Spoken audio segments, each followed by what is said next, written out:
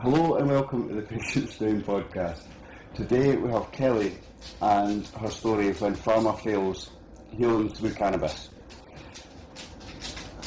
We sit down and talk with Kelly, a resilient woman navigating multiple medical diagnoses after a heart condition diagnosis made traditional pharmaceuticals unsafe.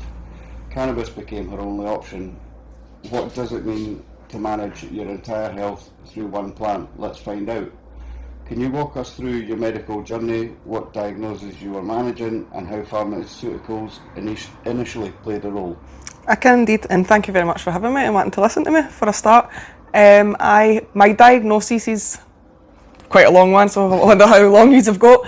Were initially hypermobility syndrome, fibromyalgia, long QT disorder, which is a heart condition, but also had diagnosed with borderline personality disorder, OCD, complex PTSD, and then autism got tossed onto that along with ADHD. So I didn't get a doctorate, so that was how I went about getting the letters after my name. So I was on quite a lot of drugs, as you can imagine, for that. We were on tramadol, was the first one that I got put on, and I got put on that at 14 years old. So that was for the hypermobility. So that's a connective tissue disorder where the ligaments and tendons don't really support the joints very well.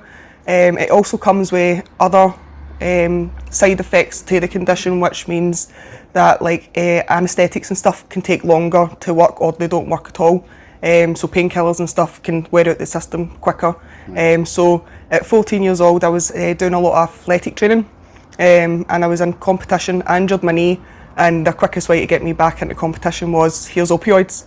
Now you can run on your damaged knee, and that was that. So by the time I was now 24, I was on tramadol, cocodamol, omeprazole for the stomach to protect the stomach, and diazepam to try and help with some muscle spasms. And there was an anti-inflammatory in with that, and I can't quite remember the name, but it was a really strong anti-inflammatory as well. But it got to the point where I was watching the clock, so every 3 hours it was like, I need my tramadol. It didn't help with the pain really, but I needed like the tramadol, and it's like I couldn't keep doing it. But then my health took a turn around about that same time as well. I started taking seizures, and I think I had 1 or 2 when I was a child, but there was nothing really serious. But my seizures started. I then started being sick constantly. Couldn't keep anything down. Lost a load of weight. So I was on anti-sickness tablets, which comes with drowsiness side effects. One of the anti-sicknesses that at the time worked was ondansetron, which they use for cancer patients. So it's quite a strong one for anti-chemo, and cyclizine. And then there was the mental health tablets, which was metrazapine and zopiclone for going to sleep. So my body was rattling with tablets. I was drowsy all the time, and I couldn't really walk, stand, do anything really at all. I was bedbound and hospital bound. I spent more time in the hospital than I did in my own house at points. So I could be in the hospital for a week at a time, and then I'd be out for 3 weeks and then back in again, because the tablets were not helping my conditions really. So that's that, and the one. So what was the turning point? When you discovered your heart condition, how did that change everything? It changed absolutely everything. So they didn't believe I had a heart condition to start with. They kept saying when I was getting with the seizures and the sickness that I was having anxiety attacks, that I was waking up in the morning, that I was consuming cannabis, that I was making myself sick, that I was then panicking and making it all worse. And I was doing this basically on purpose, and this is what I was dealing with at the hospital, to the point where I actually said I was discharging myself one day. I said to the doctor, it was just anxiety, I'm not taking up a bed for just anxiety.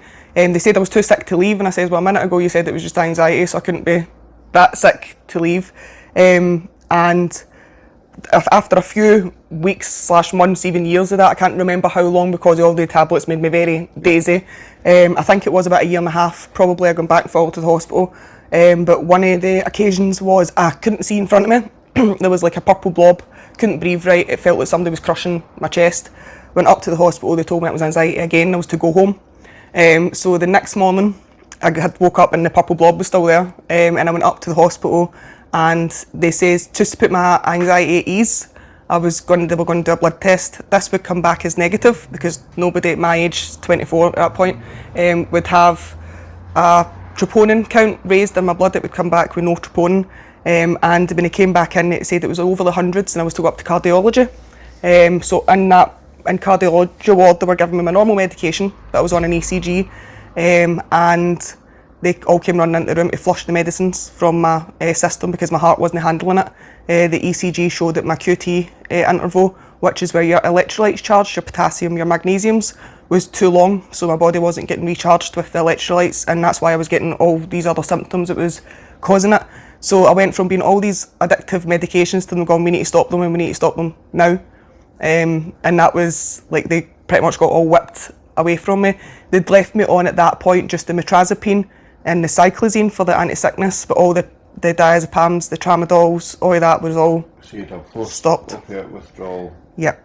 Just instantaneously. Instantaneously, yep. And that had came after I'd had to stop cannabis for 8 months to basically prove that it wasn't cannabis that was making me sick.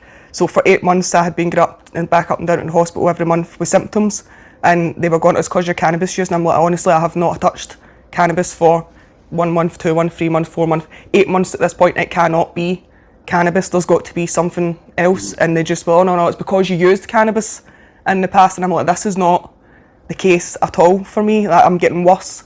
And that was the result, was we were finding now all these conditions that were really life-threatening, as I then found it. And they nearly killed me by giving me the medicines for it. So cannabis was something that you'd used before and you found to be useful. So was that your own research that took you back to the cannabis to deal with the opiate withdrawal along with the medical conditions, or? It kind of was and wasn't. So first time I used cannabis, I was 13 years old. And I realised then I couldn't have it mixed with tobacco because it made me so sick. So I was having to take it in buckets, the old party forms. But I'd noticed that the lights weren't so bright. I was now able to sit down and do things without everything being so much, so to speak. But I was also recovering quicker from my training. So I remember on one of my trainings at that point, because I was competing at a national level, so I was competing for Scotland, so my training was pretty much every day of the week, and my mum had to physically drag me out the bed because of how sore my body was. Later on found out it was fibromyalgia that I had as well, so I could now understand that. But I was then noticing that when I was getting stoned with my wee bit of hash in my bucket, that I was getting up in the morning and I wasn't that sore stiff way. But I was obviously having to hide that from my mum because she would have killed me if she even as much smelt it on me, never mind have found a bucket in my room. So it was the tramadol then became easier because the doctor gave me it. But it was when I was about 22, it became like an everyday use pretty much.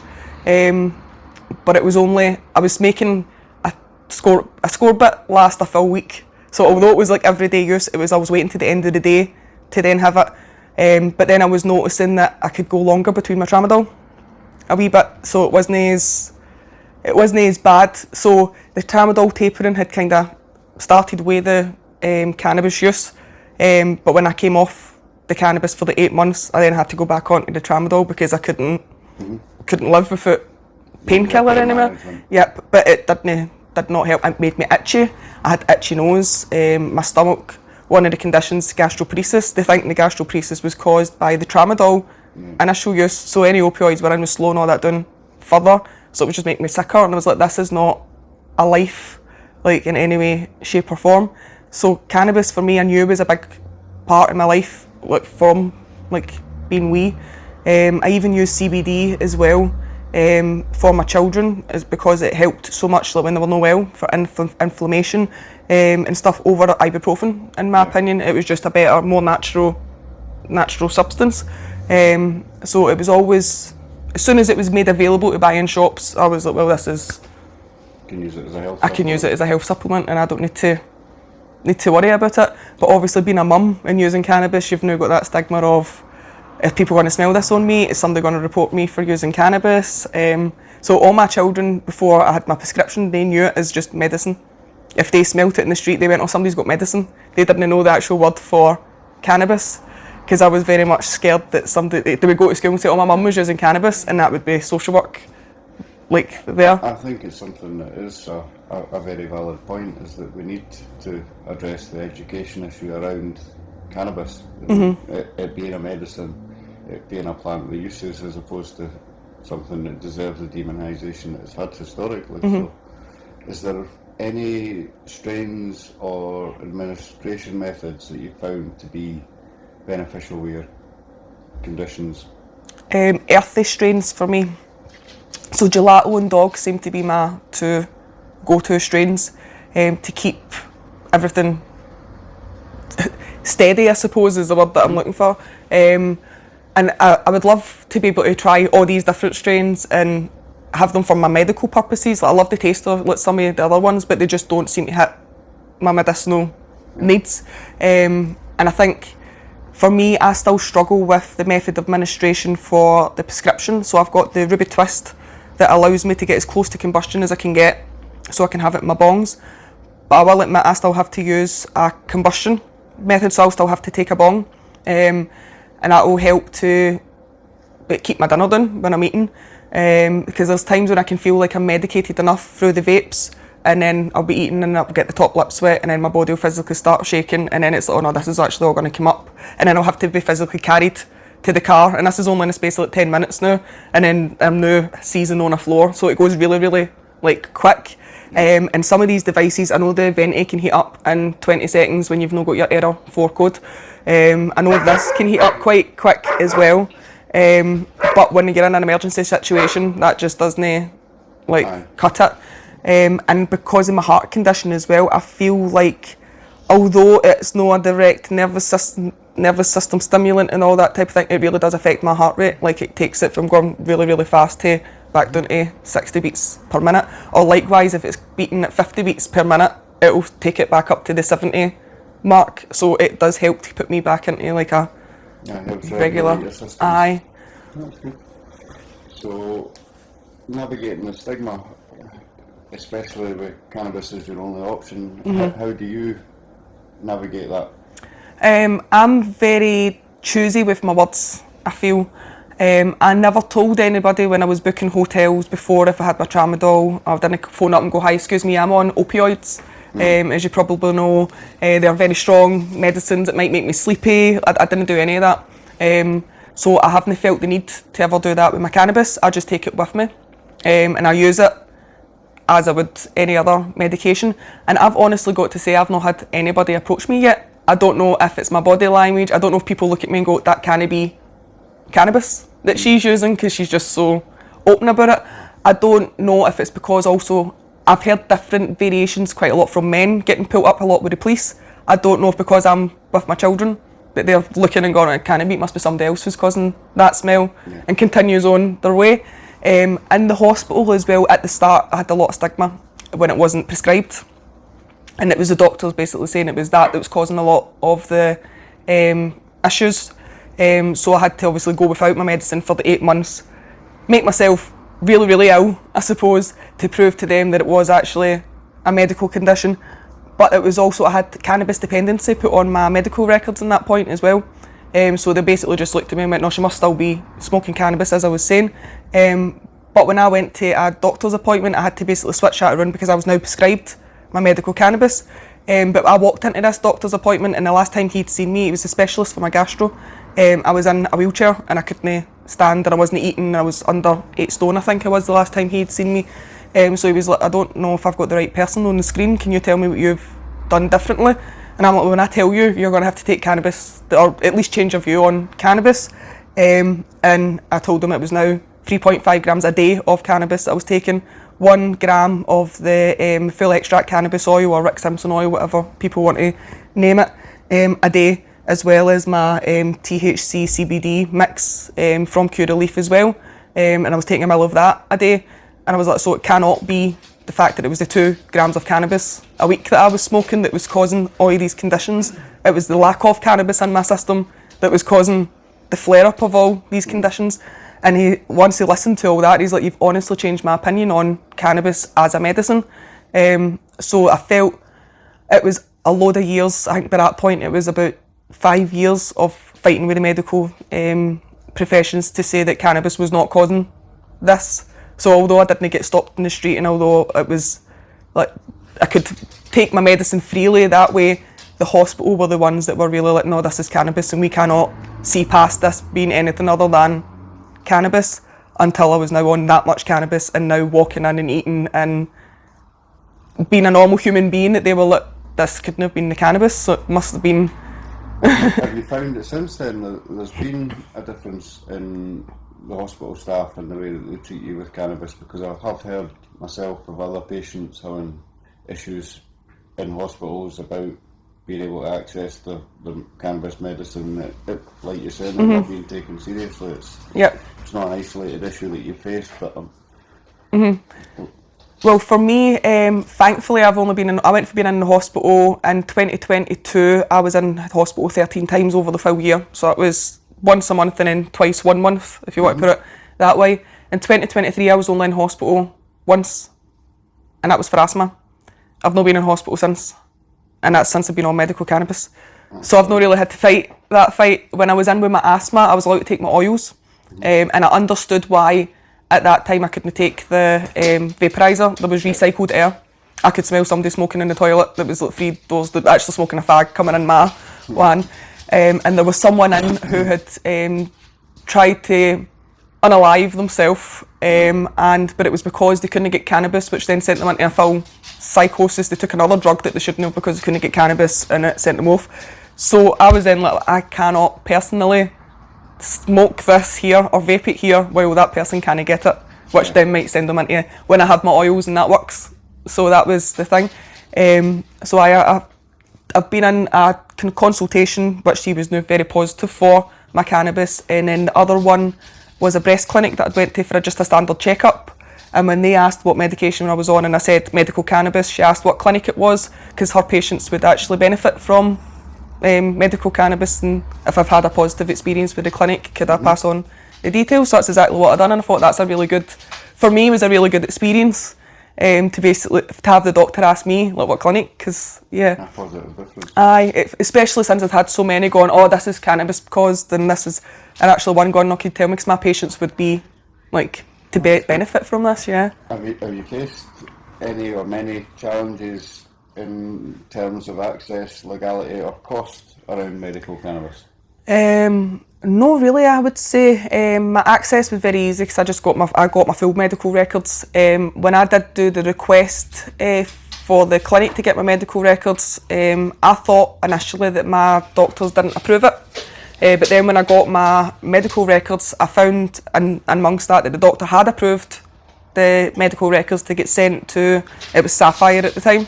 But the actual secondary company that has the medical records didn't send them across to Sapphire. So I don't know if that's an issue that some people might be having. So for that, I just tell everybody just to get your own medical records. It's the easier way. Cost for me, I found to be cheaper, only because I'm now on just 2 consultations a year. So that's only £100. But I'm only, the 2 strains that I use, or the 3 strains, that I go between, are only £4.50 a gram to £6.50 a gram ones. So very rarely I go to like the £8 a gram. So that then just works out, I think it's £16.66 cheaper a month than it would be black market. So it was, The devil you know it's working. Well, the thing for me was I know I could get dog off the black market dealer, but it could be a good dog 1 week and then the next week it could be grown somewhere else and it could set my chest off, or it might not be the right terpene profile, or it's slightly lower in something, and that's me no well for a week. At least with the clinics it's a wee bit more like consistent, and if no, I've got somebody I can actually phone up and be, excuse me, I have paid for this, and know somebody that I can might not just answer the phone to me again, I suppose. That's fair enough. It's good that people are having positive experiences around the clinics and medical cannabis, so that's good to hear. How has your quality of life changed since making this switch? What symptoms have improved the most? Everything really. I was a 90-year-old woman before who couldn't move or stand or walk really, and now I can go, not every day, but on a good month for whatever I have, I can go climbing, I can go or a decent walk, but more importantly, I can eat my food. I was on Ensure shakes for so long that even the smell of them makes me want to gag, because it was just the only thing that my body could handle, and I really did love my food. So the fact that I can now sit down and have my steak and my broccoli and a full curry or whatever else, and it actually can stay down, and I'm a healthy weight. Like, there's so much, like, I'm sleeping without any other medicines. I'm not jolting awake. I don't have night terrors. Like, there has been other things that I've used holistically in that as well, like kinetic chain release therapy for one. But it's the fact that I've now got a life back again. I wouldn't say I feel all young and that, but I feel like the 35-year-old I'm coming up for. Like, I'm no, aye. So you've got an appetite and a quality of life. Appetite and a quality of life, aye, really much so. Aye, I can't ask for anything better than that, to be honest. Like, I've got one medicine as well. I'm not having to rattle through them all and then go, when did I take my last one? Oh no, have I took too many? Is this me now going to have to phone and explain that I've took accidentally too many? I can't accidentally take too much of that. I'm going to my bed and falling asleep if that's the case. Like, I've not got any worry that I'm going to accidentally forget. And that was the thing, especially when you're that sore, tired, exhausted, like, your body, you can take paracetamol and then 10 minutes later, you're like, did I actually take them? I'll just take another two. And then before you know it, you're in the hospital with your kidneys failing. Like, you can't do that with cannabis. So, it's a massive benefit. Is that over-medicating hasn't, we've got the complications that over-medicating on other substances. Aye. And the only time I've ever actually been sick on cannabis is when it's been mixed with tobacco. I have never actually waited with too much cannabis via bongs. It has never happened. I have to say that I'm the exact same as that. I used to have quite regular thingies. Nighttime I had to be so tired, I had to be this, that and the next thing, but it was always, to me, in retrospect now, it was a nicotine overload, is what I managed to do on occasions. And since I stopped nicotine, I've never had a whitey, as you say. Yep. My consumption method is definitely something to look at for some people, but to each their own. If they want to consume tobacco, then whatever works for them. Tobacco, yep. So what would you say to a patient facing a similar crossroads in their care, especially when conventional medicines become incompatible? That they've got nothing to lose from trying it. That, in my opinion, you're already on opioids, which does so much more damage to your body than cannabis could ever do, and for the sake of somebody going, oh, that smells, like, there's really nothing to lose. Get your medical records is my advice. Pick your clinic and just go for there. It is really, really simple, and it is life changing. And like, you can try it, and if it doesn't work, it doesn't work. It might not be for everybody. I'm not going to say cannabis is this like medical drug for everything. I know some people don't like the feeling in their head, but there is other options, especially when you're going through the clinic. You can get higher CBD counts than THC. You can just have CBD. You can have a more balanced one. So I would say just go try it for a wee bit and see, and it doesn't cost that much more than a couple of cups of coffee or a packet of fags would in a day either, really. So for getting your life back, it's definitely worth the try. Good. What do you wish more doctors, lawmakers, or even friends and family understood about your story and the role cannabis now plays in your health? I think they should, in my opinion, it should be used from doctors as a first protocol before they put you on any strong addicting pain medications. The fact that I was using cannabis every single day, then I decided to come off it for 8 months and I didn't have any withdrawals, really had night sweats, I think, for a night probably, and then that was me. But the way I felt coming off of all the tablets, the metrazapine gave me electric shocks during the night. The cyclizine made me itch, like similar to the tramadol, like it was horrible. So I would say to doctors that it should be the first course the law, there shouldn't be one, in my opinion. It is a plant that grows in the ground. It doesn't kill anybody.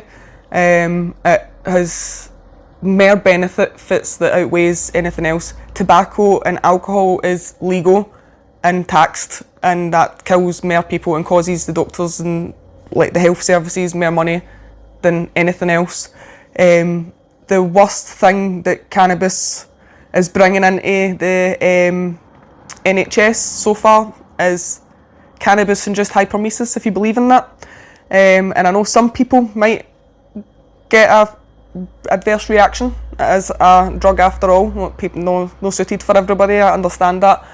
But I fully believe there's probably something else going on in their system which is then causing some sort of reaction. Yeah. But still, a wee bit of sick is easier to cure than people coming in addicted to a drug that's now going to need counselling and other drugs to now get you off, in my opinion. So there shouldn't be a law on one. You should be able to grow it yourself, I think, as well. Especially if you need it for medical purposes. But recreationally as well, it does less damage than alcohol. And I think a room full of 18-year-olds getting stoned is a lot safer than a room full of 18-year-olds getting drunk, which then leads to them taking coke, which then leads to them smoking coke, which then leads to them, like, do you know what I mean? That takes you down a different path. A room full of stoners doesn't really cause much argument other than argument over what toppings are on a pizza. Or whether aliens exist or not. Aye! But you can then be stoned enough to be like, well, aye, but maybe not in this dimension. Well, this is it. The level of conversation is less likely to be aggressive, is what I've found in cannabis company that I've ever been in. I've never felt threatened in stoned company. Like you sometimes do in drunk company. There's some people that can't have a drink. I've never met somebody that has a smoke and gets aggressive. Yep. So to me it seems a beneficial substance to a lot of people. As you says, it's not for everyone. People can take it or leave it. The legality of it, I think you hit the nail on the head. It's wrong. It needs changed, and people like yourself and anybody else that tells a story around cannabis is my aim to be a collective truth of the good that it does. So thanks for sharing your story and taking the time to put it across. Nice. Is there anything else that you'd like to share or add? Not that I can think of. Other than, no, I think that's, you've covered it all, I think, and thank you for listening to me. It's been good to share my story. No. Thank you very much. Thank you. Thank you everybody for watching, and we'll catch up soon. Take care. Cheers.